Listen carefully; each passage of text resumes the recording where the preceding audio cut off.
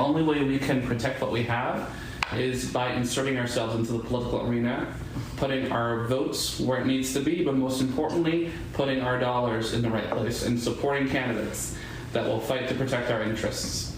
That's right. Just getting the question, just getting the inquiry from the AG is sometimes enough to make people knock it off. Don't talk over me. No, as early as you're talking over me. 2019, it's my hearing, pal.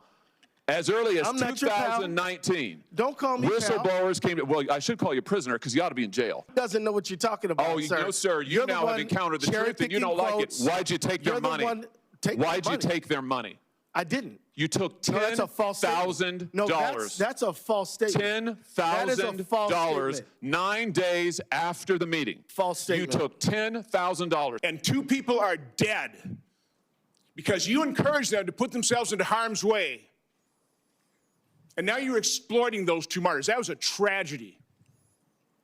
It never should have happened. A tragedy was going to happen, and you encouraged it.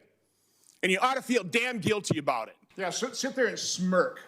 Smirk. It's sick. It is despicable. You disgust me.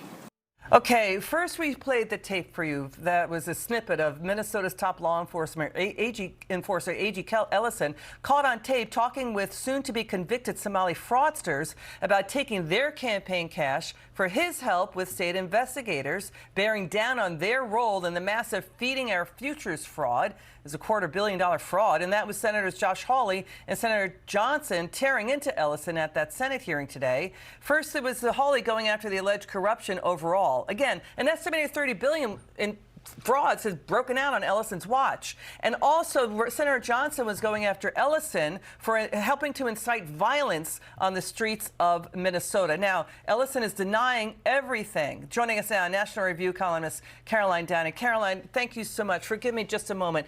We need to walk the viewer through what Senator Hawley was detailing in this accusation, that Keith Ellison took $10,000 from later convicted Somali fraudsters 9 days after meeting with them in December 2021, that Ellison said, quote, "Send me the names of these folks investigating. I'll call the investigator and say what's going on. I already have my team working on it." They came to him asking for help to get investigators off their back. Your reaction to this? Should Ellison be criminally investigated? He is denying it all.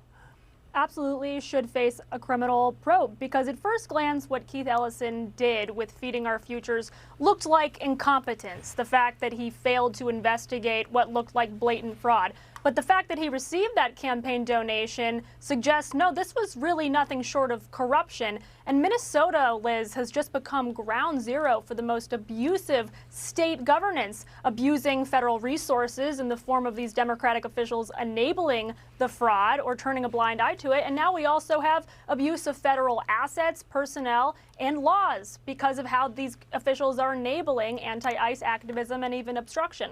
So let's stick on that, because that was Senator Ron Johnson going after Ellison on that. You know, there's a lot of questions about the proper use of force by ICE. Nobody wants to see anyone get shot to death on U.S. streets. This is about Congress passing a law amending the Immigration Act. They amended it in 1996, 30 years ago, requiring illegal aliens detained without bond to be deported. Also allowing ICE into jails to safely apprehend criminal illegal aliens, including many who are convicted. AG Ellison accused with other Democrats of not upholding that law and breaking the law, inciting violence. Watch Senator Johnson here. Signal chats that were deploying those trained activists to the legal law enforcement actions? Or were you aware of that signal chat that was being used to deploy those people? I'm aware it exists, but this is First Amendment activity, sir. Were you ever concerned about encouraging, I guess, people to support you to go out and put themselves into harm's way? No, we never. Impeding and obstructing illegal law enforcement action. Did that ever concern you? Sir, that never happened. Both of his answers are demonstrably wrong.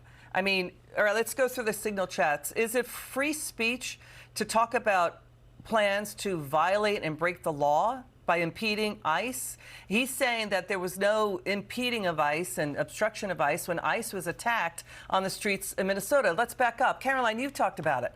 The issue is Tom Homan has said for years, and under Barack Obama, let ICE into the jails to safely apprehend criminal illegal aliens, period. And you don't have to have them chasing around on the streets, causing the rioting and street protests that was incited, these lawmakers are saying, by Keith Ellison and Tim Walz. They deny it. What do you say?